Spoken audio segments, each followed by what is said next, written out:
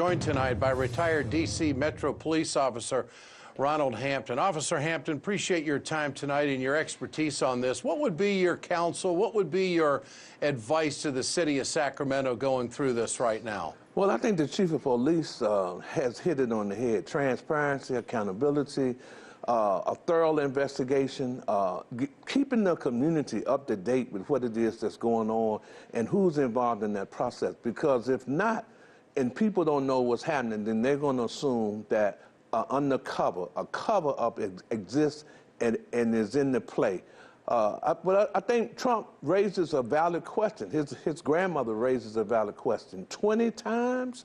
You get shot 20 times?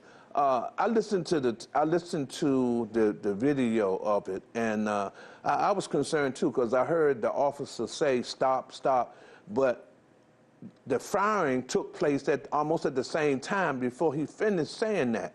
And I know in our training, we're generally told that you say stop police, you pause to give the person an opportunity to stop, drop the gun or whatever have you, and then you take action if the person doesn't drop the gun or stop running or whatever have you.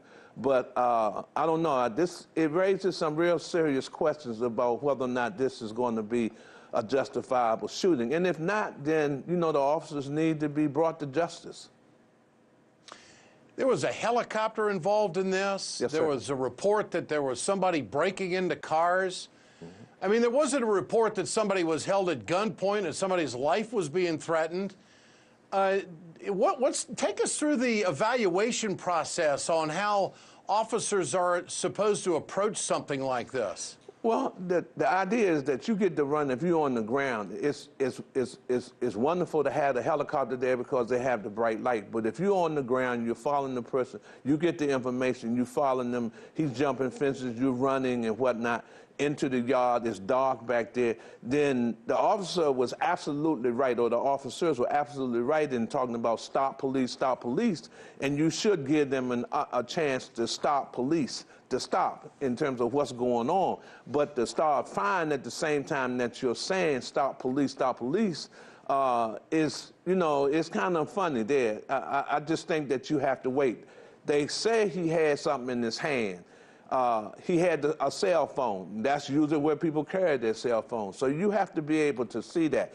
If there's a justification in what they were doing in terms of their life being threatened, then I think in the investigation that'll come out.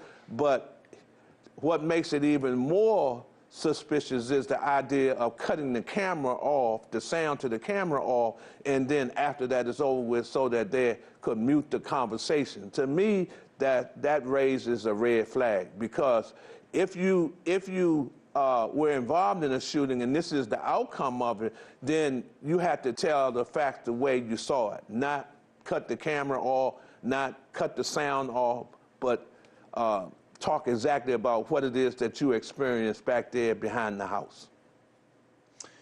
Whatever happened to the stun gun?